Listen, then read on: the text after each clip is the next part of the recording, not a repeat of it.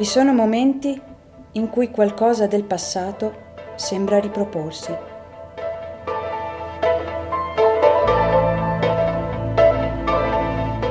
Paure, reazioni, domande che sembravano sepolte sotto il peso dei secoli si sono risvegliate nella nostra quotidianità. Un confronto critico con il passato può dunque aiutarci a leggere qualche spicchio del presente? Siamo entrati per questo nell'archivio storico di Castelfranco Veneto. Vi abbiamo cercato le carte della peste e le abbiamo messe in dialogo con il nostro tempo.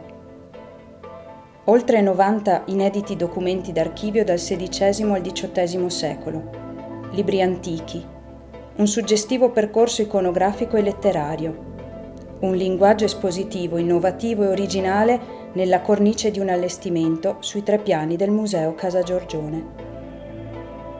È la storia di Castelfranco, ma prima ancora la storia di ogni città che abbia conosciuto l'incubo della peste.